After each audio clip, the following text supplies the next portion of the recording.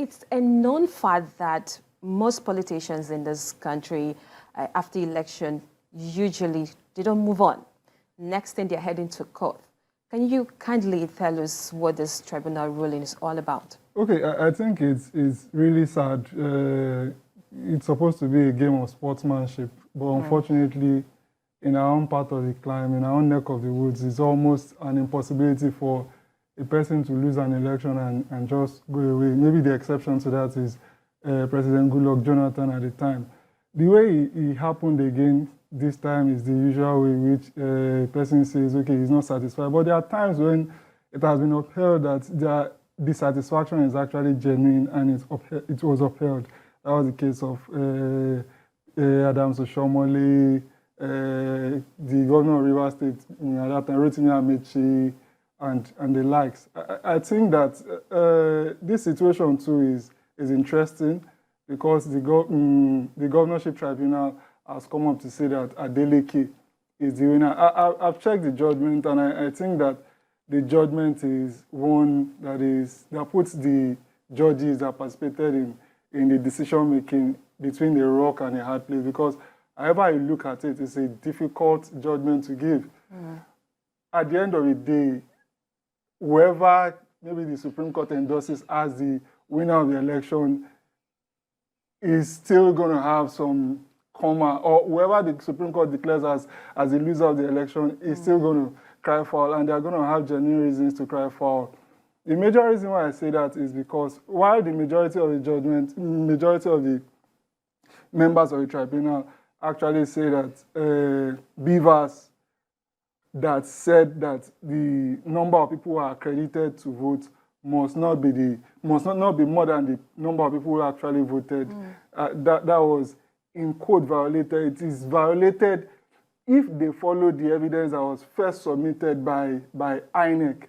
But if they follow the further evidence that was submitted by INEC, even though it was submitted during the court case, we will be able to say that, okay, maybe Ademola Adeleke, which is the sitting governor, is actually the person that carried the vote. It's so absurd, again, that there was a third evidence, certified true copy, that was relied on by the judge that gave the dissenting opinion. So it's almost a three-way street that if we look at it from this way, if we look at it from this way, if we look at it from this way, and if we follow the recency effect in psychology, it now depends. You may be swayed by the judgment that you read last. Is that difficult? Yeah, so some Nigerians are saying this is a threat to democracy. What do you think?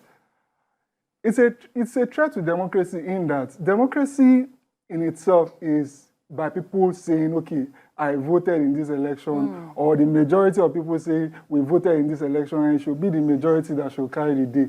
It should never ever be the court that will decide, okay, who is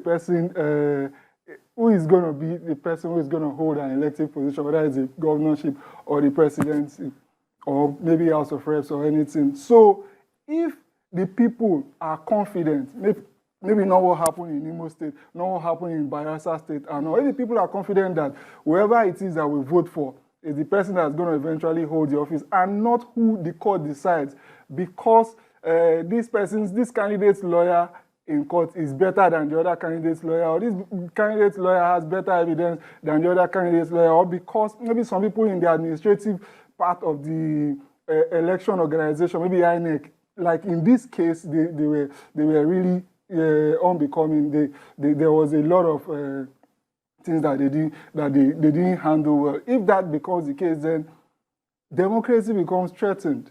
And whatever the decision of the Supreme Court is in this case will affect the presidential election, will affect subsequent elections that are coming. And we must always be reminded that this is the first time that technically BVAS is going to be tested in courts. We don't now know whether overvoting will be seen from the angle of, because we still have infrastructural challenges. There are times when there's no internet, there's no power supply and all. If that is the situation, how will BVAS work? Of course. So the next question will be, if the tribunal ruled that INEC did not comply substantially with the Constitution and the provision of the Electoral Act, INEC is indicted here. What is the implication of this for this upcoming election? It is sad. It is very, very sad. I actually heard that somebody said INEC should be sued and maybe damages should be recovered. There are times when damages don't give you the kind of fulfillment you want. There are times when it is not money that you are looking for. It is not one other kind of reward that you are looking for. A person, for example, that is supposed to be running the state, if a person as rightful, if it were an Oyetola that was actually put in that position now and he has a vision for the state, the vision is going to be delayed because another person is in the saddle. Ditto if it's the other way around too.